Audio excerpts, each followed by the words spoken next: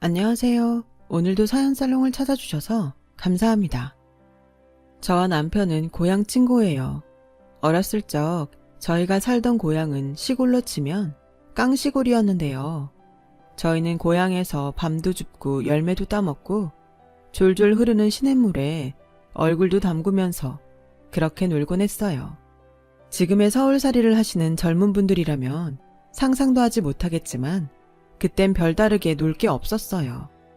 그러다 저와 남편이 연인관계로 발전하게 된 건 각자 서울에 상경하고 나서부터였는데요. 사투리를 아직 벗지 못한 저와 남편은 서로를 보자마자 고향 친구 만났다는 기쁨에 얼싸안고 눈물까지 글썽였어요. 그러면서도 당시 장난기가 많던 남편은 저를 구박하더라고요. 야, 유진이 너는 촌스러운 얼굴 그대로구나. 누가 할 소릴? 너도 마찬가지거든.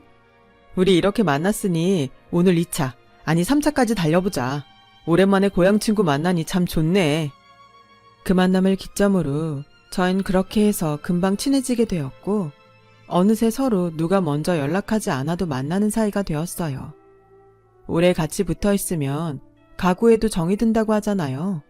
저와 남편도 딱 그랬어요. 낯선 서울살이하며 힘든 거 서로 위로해주고 응원해주고 하다 보니까 만나면 놀리기 바쁜 친구가 아닌 남자 여자로 보게 되더라고요.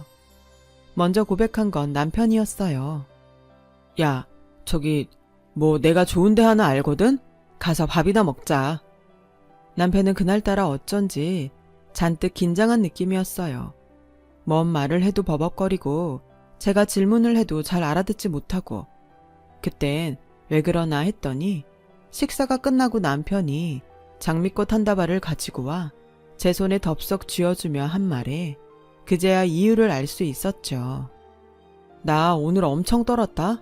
너 만난다고 잔뜩 꾸민다고 꾸몄는데 별로인 것 같기도 하고. 아무튼 나는 너를 여자로 보는 것 같다. 그러니 우리 한번 만나보자. 나름 남자답게 터프하게 한 고백이었지만 정작 저는 그 고백에 빵 터져버렸어요. 얼굴이 벌개져선 버벅거리며 고백을 하는데 그 모습이 꼭 초등학교 남학생같이 순박하고 귀여워 보였거든요. 아무튼 저는 그렇게 해서 남편과 연애에 돌입했고 금방 결혼 이야기까지 오가게 되었어요. 결혼을 준비하면선 딱히 어려운 것도 힘든 것도 없었어요. 상견례도 무리 없이 진행되었죠. 시어머니도 제가 고향에서 이미 알고 지내던 분이라 예물이니 예단이니 이런 것들도 양가 집안의 합의하에 잘 이루어졌어요. 하지만 남편과 갈등을 빚었던 부분이 있었으니 그건 바로 집 문제였어요. 여기서 애도 낳고 기를 건데 애 생각해서라도 20평대의 작은 집은 무리야. 나는 큰 집에서 시작하지 않아도 된다니까. 우리가 가지고 있는 돈에서 적당한 집을 구해서 시작하고 싶어. 그런데 남편은 여기서 반대를 하더군요. 신혼집인데 좋은 집에서 시작하고 싶다며 무리하게 큰 금액의 대출을 끌어당겨 집을 하고 싶다면서요. 그것도 좋은데 우리 앞으로 나가야 할 돈 생각하면 굳이 처음부터 무리할 필요는 없잖아. 난 자기랑 어디서든 상관없어. 아, 나는 싫어. 내가 용납이 안 돼 그건. 제가 아무리 그렇게 말해봤자 남편은 요지부동이었어요. 그리고 어떻게든 자기는 널 책임지고 살 거라면서 큰 집에 살겠다고 벅벅 우기더군요. 남편이 그리하니 저도 더 의견을 내세우지 못하겠더라고요. 그래서 어쩔 수 없이 결혼식도 꽤 큰 비용으로 치루었고 신혼집도 형편에 맞지 않는 큰 집으로 가게 되었어요. 무리해서 마련한 집이지만 그래도 어쨌든 여기서 남편과 새롭게 시작한다는 사실만으로 좋았던 것 같아요. 어쨌든 우리만의 보금자리이고 여기서 아이도 낳고 기르고 할 테니 미래를 상상하면 더더욱 기대가 되었죠. 하지만 결혼을 하면 그 사람에 대해 새롭게 알게 된다고 하잖아요. 제 경우가 딱 그랬어요.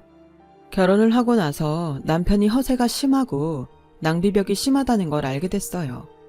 남편은 뭐든 남들 앞에서 내세우는 걸 좋아했어요. 누군가에게 지는 것도 무척 싫어했고요.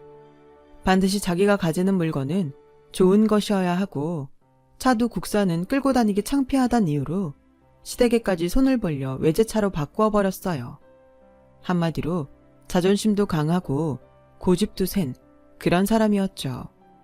도대체 결혼 전엔 왜 그런 부분이 보이지 않았는지, 내가 몰랐던 건지, 어쨌든 남편의 그런 면을 알게 된 이후론 남편과 조금씩 마찰을 빚기 시작했어요. 여보, 시계를 또 샀어? 자기 가지고 있는 거 있잖아. 내가 사준 거. 아, 그건 낡았어. 1년이나 꼈으면 됐지. 나보고 그걸 끼고 다니라고? 이번에 동창회도 있어서 사람들 만난단 말이야. 창피하게 그 낡은 시계를 어떻게 끼고 다니냐? 그 시계는 낡지도 촌스럽지도 않았습니다. 백화점에서 제가 생활비 쪼개고 쪼개 아껴서 남편 생일 선물로 사준 브랜드 시계였어요. 그런데도 남편은 동창회에서 친구들 만나 자랑할 거리 하나 있어야 한다며 무리하게 시계를 사들이더군요. 저는 정작 생활비 한 푼이라도 아끼려고 세제도 가장 저렴한 걸로 사고 제 화장품도 인터넷에서 유통기한 임박한 거 사면서 어떻게든 줄이려 하는데 남편이 그러고 다니는 꼴이 너무 한심스럽고 한편으론 너무 화도 났습니다. 그래서 어느 날은 한번 잡고 남편의 소비에 관한 이야기를 했어요. 여보, 당신도 이제 직장에서 자리 잡았고 나도 그래. 근데 당신 이렇게 물 쓰듯 쓰다간 저축도 못하고 나만 하는 것도 없겠어. 우리 아이 가질 생각해서라도 이제부터 저축해야지. 아, 알아. 누가 모른대? 누가 물 쓰듯 돈을 쓰냐? 그리고 우리 아직 젊어. 돈 벌 날들은 앞으로도 많다고. 지금 좀 쓰면서 살아도 된다고. 넌 대체 뭐가 그리 못마땅해서 남편 돈 쓰는데 땡땡거리냐? 억울하면 너도 써. 당신이 그렇게 쓰는데 내가 쓸 틈이 있어? 당신은 동창회 나가 새시계 떵떵거릴 수 있지? 난 고작 나가봤자 동네 마트야. 돈 없어서 친구도 못 만난 지 오래고 만나면 공원이나 집이야. 거긴 돈이 안 드니까. 그리고 허리 아픈 우리 엄마한텐 병원비 한 푼 못 드리고 있다고. 내가 이런 얘기를 다 해야 해? 어이없네. 야, 장모 허리 아픈 걸 왜 우리 돈으로 해야 돼? 그건 네 돈으로 해야지. 우리 결혼 전에 말하지 않았나? 각자 부모님은 각자 챙기기로? 저는 정말이지 그때까지 남편이 그렇게 고집을 통해 꽉 막힌 인간인지 몰랐어요. 이건 아예 대화가 안 통하더라고요. 제 돈이 없는 이유는 남편이 쓰는 돈이 너무 많이 나가서인데 남편은 그 단순한 사실 하나 파악하지 못하고 뻔뻔스럽게 왜 자기가 장모에게 돈을 줘야 하냐며 저러고 있었습니다. 그 말을 듣는데 순간적으로 눈물이 왈칵 나버렸고 그날 저는 남편과 크게 부부싸움을 한 후로 눈물로 잠에 들었습니다. 그 후부터 남편과의 결혼 생활은 점점 위험스레 비탈길을 걷기 시작했어요. 한때 서로밖에 없고 서로가 서로에게 위안이었던 시기는 기억 저편으로 사라진 지 오래였죠. 거기다 시어머니도 도통 만만치 않았어요. 각자 부모님은 각자 챙겨야 한다는 약속은 저에게만 해당된 것이었는지 남편은 시어머니에게 제가 대리 효도를 하길 바라더군요. 야, 우리 엄마가 오늘 한의원 혼자 갔다고 하는데 넌 시어머니 옆 동네에 살면서 어떻게 그걸 내버려둘 수 있냐? 가뜩이나 바람도 많이 부는데 엄마가 얼마나 힘들었겠어? 며느리가 돼가지고는 그것도 못해줘? 뭐? 오죽하면 우리 엄마가 그러겠냐. 자기 며느리가 없는 것 같다고. 혼자라서 외롭다고 하는데 내가 가슴이 아프더라. 네가 신경 좀 써라. 내가 몇 번을 말하냐? 기가 막혀 말이 안 나오더라고요. 그런데 거기에 너무 화가 나 대꾸하려 치면 남편은 문을 쾅 닫고 들어가 버리기 일쑤였어요. 거기다 시어머니는 또 정말 그걸 바라신 건지 제게 대뜸 어느 날 전화를 하셔선 얘, 넌 내가 궁금하지도 않니? 어쩜 그리 전화를 안 하니? 하며 핀잔을 주시더군요. 아, 어머님 그게 아니라요. 요즘 제가 직장일이 바빠서요. 얘, 핑계 댈 거면 됐다. 참나, 요즘 젊은 것들은 이래서 문제야. 시부모가 있어도 봉양할 생각은 않고 버려두고 그저 지들 좋을 대로만. 옛날이었다면 꿈도 못 꿨을 얘기야. 아니? 내가 그나마 마음이 넉넉한 편이라 넘어가 주는 거다. 나한테 고마워해야 한다고. 처음엔 시어머니도 섭섭하실 수 있다고 생각했어요. 아버님 일찍 보내시고 혼자가 되신 지 얼마 안 됐으니 자식에게 며느리에게 더 기대고 싶을 수 있을 거라 여겼어요. 그래서 저런 말들도 나는 부처다 하는 심정으로 넘겼죠. 근데 제 기분은 안중에도 없는 이런 말이 몇 번 계속되고 나니 저도 화가 나더라고요. 시어머니들은 왜 도대체 생각을 못 하시는 걸까요? 며느리도 며느리이기 전에 한 인간이라는 걸, 그 간단한 진실을 말이죠. 그러던 어느 날은 시어머니께서 장을 보셨다고 여지없이 저를 부르시길래 저도 못 참고 한마디를 했어요. 지금까지야 무슨 말을 들을까봐 겁이 나 가드렸지만 이제 착한 며느리 노릇도 그만해야겠다는 생각이 들더라고요. 어머님, 죄송한데 저 오늘 못 나가요. 저녁 준비 중이어서요. 죄송해요. 그럼 나보고 이걸 혼자 다 들고 가란 거냐? 이 한겨울에? 너 시애미를 죽일 작정이니? 그 뒤로 시어머니가 고래고래 전화기에 대고 하는 소리들은 그냥 못 들은 척 넘겨버리고 끊어버렸어요. 그런데 역시나 그 후폭풍이 만만치 않더군요. 시어머니는 바짝 약이 오르셨는지 그날 바로 저희 집을 찾아오셨어요. 얘, 내가 너한테 이런 부탁 뭐 매일 하니? 나 오늘 하루 너한테 부탁했다. 근데 시애미 말이 우습니? 내가 만만하니? 어쩜 그리 야박하고 모질게 내 부탁을 쳐낼 수가 있냐? 가뜩이나 내가 너 고향 사람이라 어렸을 적부터 봐왔던 애라 좋게 넘어가지고 봐주려고 했다. 모자란 구석이 있어도 그랬거니 하고 이쁘게 보려 했어. 근데 하는 짓마다 어쩜 그리 이기적이고 너밖에 모르니? 너 그래놓고 네 친정 가서는 시애미 잘 모신다고 하지? 기가 막혀서 원. 나한테 이러니 네 남편한테 어떻게 할지 안 봐도 비디오다 얘. 어머님이 저한테 장본고 들어달라 하신 거 한두 번이 아니시잖아요. 제가 그때마다 하던 일 다 때려치우고 갈 수는 없는 노릇이고요. 저도 제 할 일이 있어요, 어머님. 제 생활도 존중해 주세요. 얼어 죽을? 네가 할 일은 무슨 할 일? 너 직장에서 버는 그깟 푼돈 그거 안 벌어도 된다. 그 돈은 우리 진환이가 다 메꿀 수 있어. 너 돈 좀 번다고 으스대는 모양인데 그럴 거면 그만둬라. 그냥 집에서 집안일이나 열심히 해. 그게 우리 아들 위한 길이고 이 집안 위한 길이다. 어디서 여자가 바깥일을 한다고 설쳐대선. 아무튼 너 내가 분명히 경고하는데 앞으로 내 전화 그런 식으로 받다간 내가 두 손 걷고 너네 둘 이혼시킬 줄 알아라. 시어머니의 막말이 그쯤 되니 철없던 남편도 슬슬 제 눈치를 보기 시작했고 저는 더 이상 분노를 참지 못했습니다. 제 머릿속에 이혼이라는 두 글자가 둥둥 떠다니는데 정말 목구멍 밖으로 그 말이 나올 것 같더라고요. 그래도 저는 저 나름대로 화를 가라앉힌다고 어머님께 정중히 나가달라고 했어요. 어머님이 역시나 그게 무슨 태도냐며 길길이 날뛰자 그조차 무시하고 그냥 제 방으로 들어가 버렸죠. 그 후 시댁과 한동안은 교류가 없었어요. 저도 시댁에 가지 않았고 시댁에서도 저에게 연락이 오지 않았죠. 저녁마다 남편 통화하는 목소리를 들어보면 남편에게 제 욕을 하시는 것 같았는데 그러거나 말거나 무시했어요.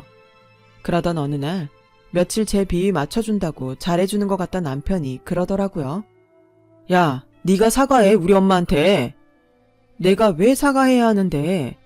너 때문에 우리 엄마 마음이 상했잖아. 하나뿐인 며느리한테 그런 소리 듣고 괜찮을 시어머니가 어디냐? 우리 엄마 불쌍하지도 않아? 당신은 당신 어머니 편드는 거 이제 지겹지도 않니? 그러는 당신은 왜 우리 엄마한테 안부 전화 한번 안 하는 건데? 원래 사위는 장모한테 전화하고 그러는 거 아니야. 장모님이 오히려 불편하시다고. 너는 뭣도 모르면서 매사 아는 척이냐? 얼른 밥이나 해. 사람 짜증나게 하지 말고. 아주 넌 일하고 온 사람 기분 잡치는데 선수다 선수야. 위로라도 해줄 줄 알았는데 시어머니가 계속 뻗대고 있자 제게 결국 한 소리를 하더라고요. 그러면서 제 기분을 팍 상하게 하는데 아마 저희 사이에 아이만 생기지 않았다면 전 정말 남편과 그대로 이혼했을 겁니다. 아이만은 지울 수가 없었기에 아이가 저희 결혼 생활을 어쩔 수 없이 계속 이어가게 했죠. 남편은 미웠지만 10달을 품어 낳은 제 아들도 너무 사랑스러웠어요. 세상 모든 걸 바꿔도 좋은 만큼 귀하고 어여쁜 아이였죠. 하지만 아들은 제 사랑만 받았지 남편의 사랑은 받지 못했어요. 임신했을 때도 그렇고 아이를 낳고 난 이후 남편이 집안은 팽개치고 밖으로 나돌기 시작했거든요. 알고 보니 다니던 회사를 그만두고 저 몰래 사업을 시작했더군요. 정말 어이가 없었죠. 요즘 왜 이리 늦어? 야근이 많은 거야? 아, 그래. 내가 몇 번을 말해. 야근이 많다는 그 거짓말을 철석같이 믿고 있었는데 그 사실을 알았을 땐 어찌나 황당하고 배신감이 드는지. 아이가 생긴 상황이라면 적어도 저와 상의를 했어야 하는 거 아닌가요? 남편은 제가 반대할 걸 알아서 그랬다며 가짜는 변명을 늘어놓더군요. 전 꼼짝없이 일주일에 한두 번 들어오는 남편을 기다리며 독박 육아를 해야 했고요. 그러면서 남편은 가끔 집에 들어오면 조금만 기다려봐. 내가 크게 벌어올 테니까. 그럼 우리 윤수도 비싼 옷 입고 비싼 유치원 다닐 수 있는 거 아냐? 하고 말하곤 했어요. 남편이 쉽사리 말을 안 해준 터라 도대체 무슨 사업을 한다는 건지 알지 못했지만 그래도 저는 남편이 돌아올 거라 믿었던 것 같아요. 언젠가 시간이 지나면 남편도 철이 들 거라고, 그러고 나면 모든 게 정상으로 돌아올 거라고. 하지만 그게 얼마나 물거품 같은 상상이었는지, 쓰잘데기 없는 상상이었는지 정확히 아이를 낳고 3달 후에 알게 되었어요. 어느 날 낯선 사람들이 저희 집을 찾아오면서 말이죠. 여기 김진원 씨 집 맞죠? 누구세요? 그 사람 지금 낚시 가고 없는데요. 낚시? 태평하게 낚시는 무슨. 당신 남편이 무슨 짓 하고 다녔는지 알아? 그 남자들 입에서 듣게 된 사실은 너무나도 충격적이어서 믿고 싶지 않았어요. 알고 보니 남편은 사람들을 모아놓고 한바탕 크게 사기를 친 후 그 돈을 들고 도망을 갔더라고요. 그제야 남편이 며칠씩 출장을 간답시고 집에 안 들어왔던 게 생각이 나면서 천장이 무너지는 것 같은 충격에 휩싸였습니다. 그런데 그때부터 순환이 시작되더라고요. 알고 보니 남편이 제 이름으로 사채까지 쓴 거였어요. 사채 빚은 자그마치 1억이 넘었고요. 어떻게 제 명의로 그런 짓까지 저질렀는지 경로를 추적할 수도 알 수도 없었죠. 1억. 말로만 들었지 이게 빚이 될 거라고 상상이나 했겠어요? 100원, 200원도 아껴가며 썼던 전 그 전까진 상상도 못할 일이었어요. 하지만 빚만 저에게 그렇게 넘기고 간 남편은 연락이 되지 않았어요. 나중엔 없는 번호라 떴고요. 갓난아기를 업고 갈 데 없었던 전 그렇게 바닥에 주저앉아 절망했습니다. 이젠 이 아기를 데리고 어떻게 살아야 하는지, 어디로 가야 하는지. 나를 버리고 간 건 그렇다 쳐도 지 아들까지 버리고 간 남편이 너무도 가혹하게만 느껴졌습니다. 그때 남편만큼이나 저에게 가혹했던 사람이 또 하나 있었어요. 바로 시어머니였죠. 어머님, 제발 그이 어디 있는지 말씀해 주세요. 아시잖아요. 그이가 어머님한테 연락 안 했을 리가 없어요. 난 모른다. 걔가 어디 있는지 그걸 왜 나한테 묻니? 그럼 돈이라도 빌려주세요. 그 사람이 제 명의로 돈까지 빌렸다고요. 이러다 저랑 제 아들 둘 다 길거리에다 앉게 생겼어요. 아, 그 돈을 왜 또 나한테 달라 그래? 이상한 애네. 그러게, 네가 네 남편 단속을 잘했어야지. 하여튼 여자를 잘못 들이면 집에 우환이 생긴다더니 진즉 내가 이럴 줄 알았어야 하는데 여자를 잘못 들여서. 시어머니의 그 말은 참 어디로 가야 할지도 모르는 판국에 이 모든 게 저 때문이라 하는 시어머니. 더 마주보고 앉기도 싫어 그 집을 도망치듯 나와버렸죠. 나왔지만 제가 빚쟁이들을 피해 갈 곳은 사실상 한 곳뿐이었어요. 바로 고향이었죠. 엄마, 나왔어. 아니, 유진아, 이게 무슨 일이니? 엄마, 나 어떡해. 갓난아기를 업은 채 엄마 얼굴을 보는데 왜 그리 눈물이 쏟아지던지요. 전 그만 그 자리에서 엄마를 안고 엉엉 울고 말았습니다. 엄마 하며 우는데 엄마는 이미 제 소식을 듣기라도 한 건지 그저 말없이 저를 끌어안아 주셨어요. 아버진 안쓰러운 눈으로 절 바라보셨고요. 잘 왔다, 잘 왔어. 여기서 살자. 어머닌 여차저차 그건 있었던 대강의 내용만 들으시곤 이렇게 말씀해 주셨어요. 염치가 없었지만 그 뒤로 저는 아기와 함께 부모님 집에 얹혀 살게 되었고요. 나중에 알고 보니 어머니와 아버진 빚을 남기고 떠난 남편에게 단단히 화가 나 어떻게든 찾아보려고 시어머니한테 전화하고 집까지 찾아갔다 하지만 어떤 대답도 못 들은 채 쫓겨나셨다 해요. 부모님 집에 있는 게 편한 것만은 아니었어요. 일단 빚쟁이들을 피해 내려오긴 했지만 언제 저 사는 곳을 알고 찾아올까 늘 노심초사해야 했어요. 그 사람들이 만약 이 집 주소를 알게 된다면 그야말로 저는 끝장이고 저희 부모님까지 험한 꼴을 보실 수 있으니까요. 게다가 작은 동네라 소문이 다 돌았어요. 남편과 잘 안 되어 고향으로 내려오게 됐다. 남편이 빚을 크게 졌다더라. 여자가 바람을 폈다더라 등등 듣고 있기에 민망한 소문들까지 돌았지만 저는 못 들은 척 꿋꿋하게 부모님 일을 도와갔어요. 그게 제가 살 길이라 생각했기 때문이에요. 다행히 그 무렵 남동생도 서울살이를 하지 않고 집에 내려와 있는 터라 이야기할 기회가 많았는데 동생이 아이를 잘 봐주었습니다. 그래서 일하기가 한결 수월했죠. 그렇게 가족들의 도움으로 하루하루를 버티면서 살아가고 있는데 그러던 어느 날 문득 동생이 제게 이런 제안을 하더라고요. 누나, 빚도 갚고 아이도 키우려면 우리 뭐라도 더 해야지 싶은데 내가 생각해봤는데 인터넷으로 우리 농산물을 팔아보는 게 어때? 인터넷으로? 당시 저는 인터넷으로 이런 농작물들을 판다는 게 좀 낯설었어요. 될까 싶기도 했고요. 어제 건너마을 다녀왔는데 내가 아는 어떤 총각이 청도 만들고 잼도 만들어서 인터넷에 팔고 있는데 그게 잘 된대. 우리도 한번 그쪽으로 수입을 올려보는 게 어때? 솔직히 처음엔 이게 될까 싶었어요. 사실 서울에 먹을 게 널려있기도 했고 근처 5분만 걸어가도 마트이고 거기서 손쉽게 구할 수 있는 잼을 왜 굳이 사람들이 인터넷으로 시킬까 싶었거든요.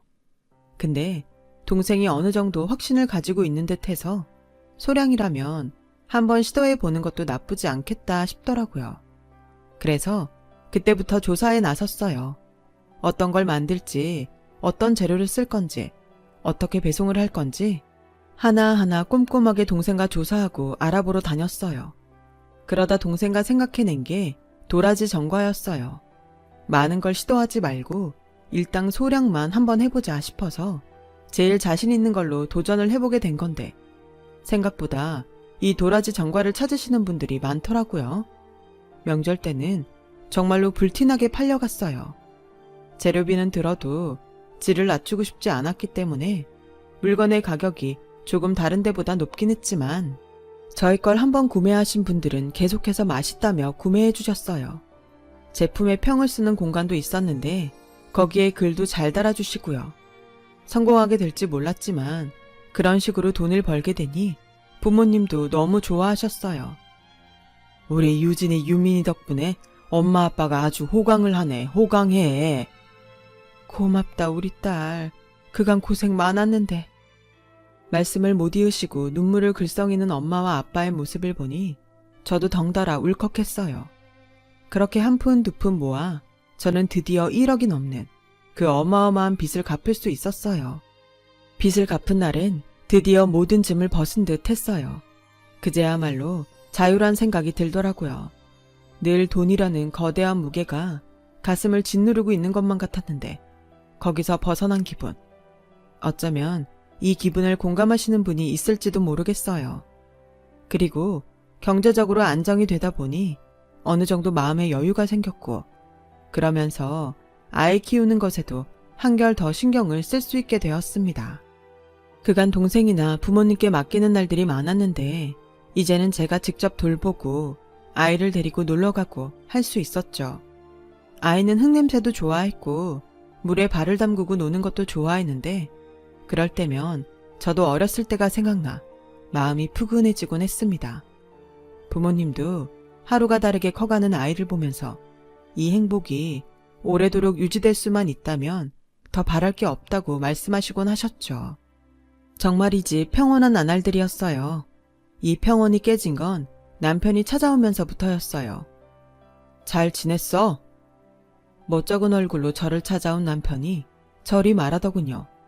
지금 나한테 잘 지냈냐고?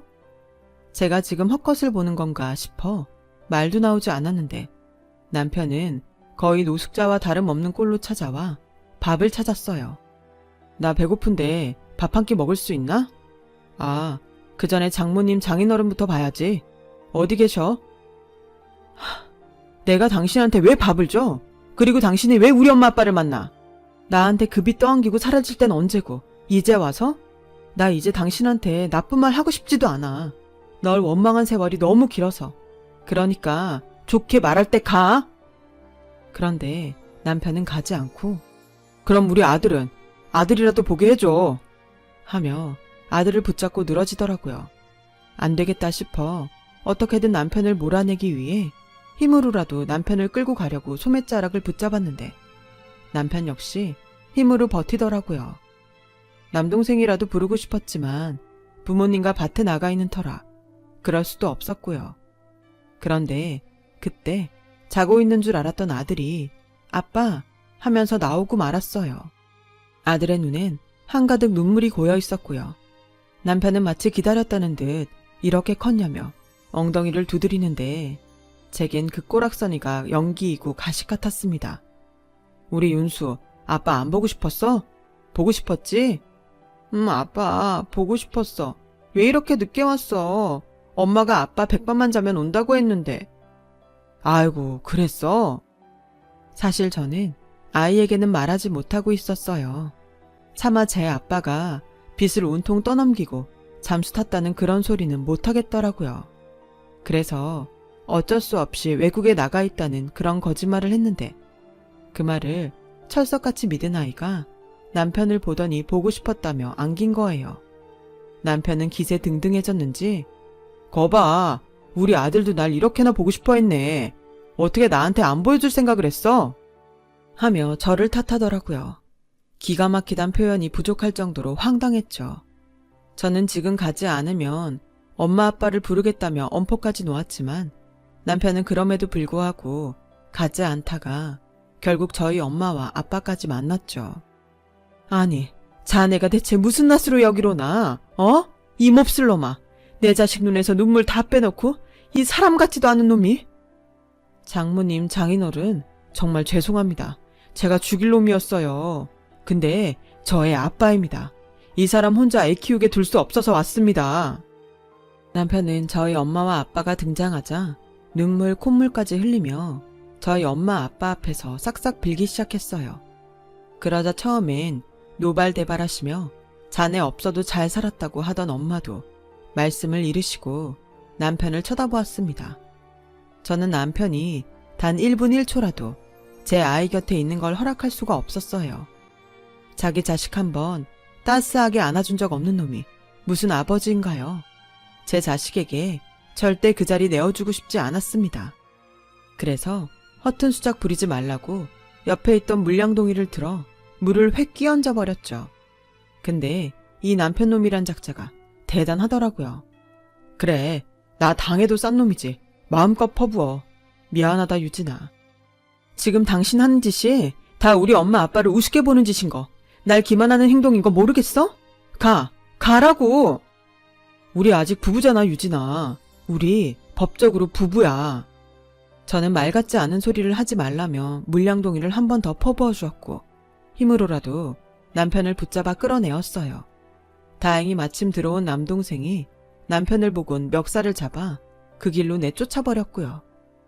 남편의 등장으로 집안이 풍비박산난 듯 어지러웠죠.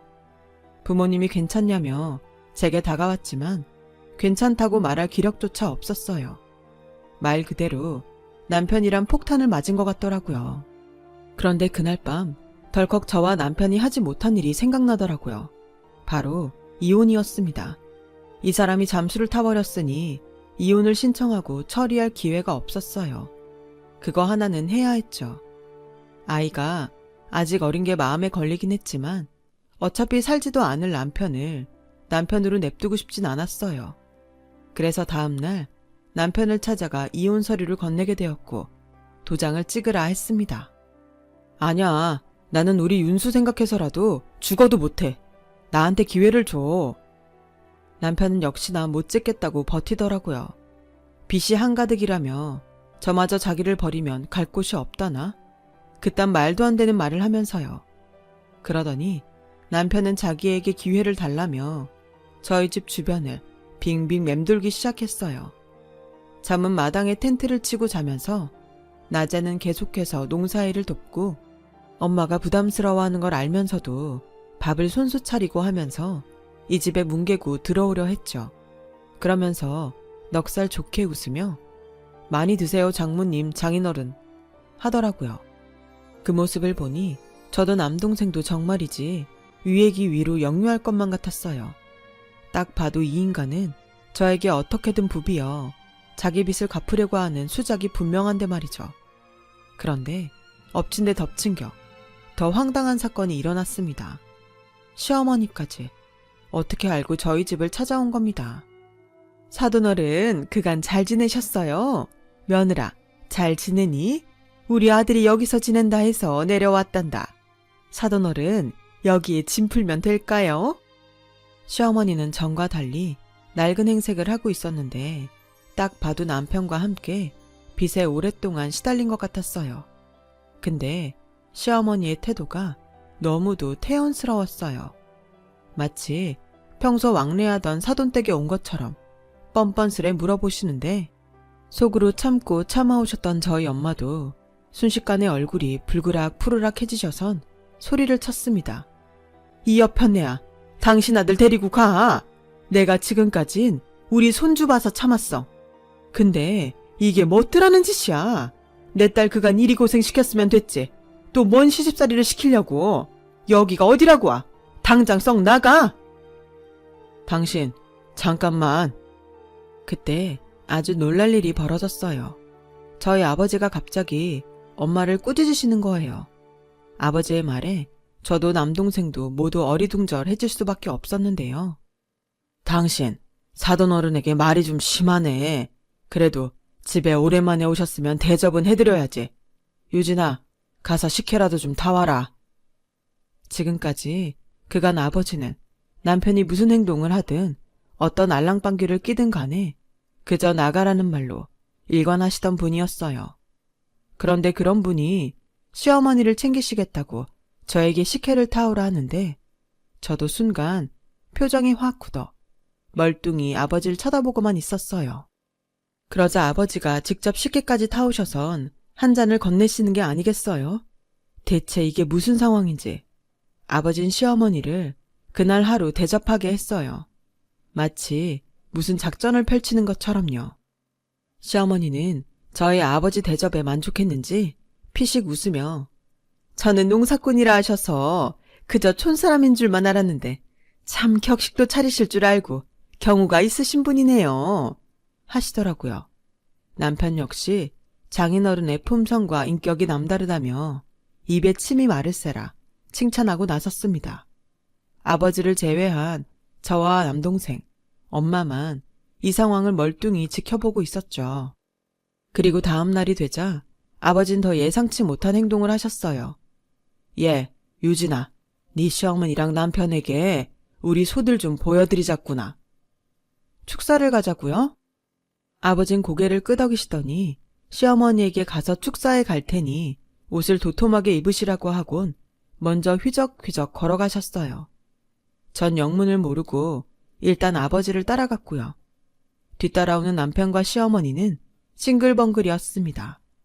오늘 저녁 뭐 먹을지에 대한 이야기를 나누고 있는 것 같았는데 마치 여기가 제 집처럼 천하가 태평해 보였죠.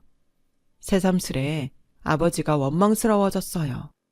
대체 왜 이러시는 건지 아버지의 속을 알 수가 없었죠. 그리고 잠시 후 아버지는 축사 안으로 들어가셔선 소똥을 치우셔야 한다며 트랙터로 소똥을 밀기 시작하셨어요. 그 와중에 남편과 시어머니는 이런 대화를 하고 있었고요. 아우, 냄새. 아니 왜 사돈은 여기까지 우릴 데리고 온 거야? 냄새나게 정말. 그러니까요. 누가 농사꾼 아니랄까봐.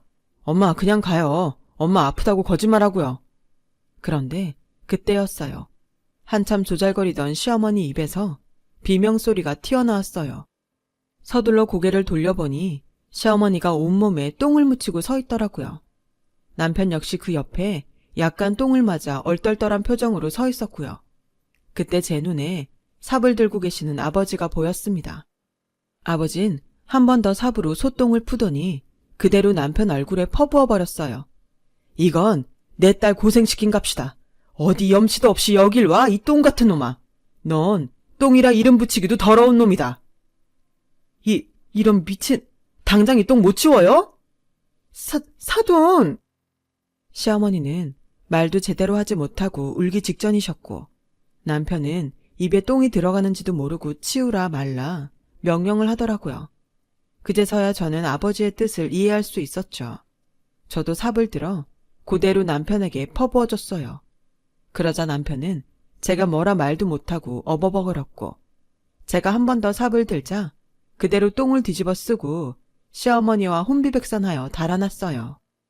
그 후 소똥이 많이 더럽긴 했는지 지금은 남편도 시어머니도 코빼기도 보이지 않아요. 이혼 서류엔 도장 잘 찍었고요.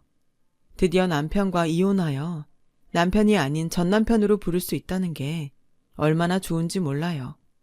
저는 앞으로 전 남편에 대한 생각은 싹 지우고 고마우신 부모님과 남동생 그리고 아들과 함께 행복하게 살아나갈 예정이랍니다. 다만 걱정이 있다면 아들 녀석인데요. 아들이 가끔 전 남편을 보고 싶어 해서 마음이 좀 그렇긴 해요. 하지만 나중에 크면 찬찬히 설명해 줄 생각이에요. 아마 제 아들이니 이해해 주리라 믿어요. 더 용기 내서 잘 살아가 보려고 합니다. 지금까지 이야기 들어주셔서 감사합니다. 늘 건강하시고 가족끼리 항상 행복하시길 진심으로 바랍니다.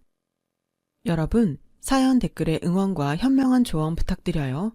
좋아요와 구독은 저에게 큰 힘이 됩니다. 오늘도 좋은 일 가득하세요.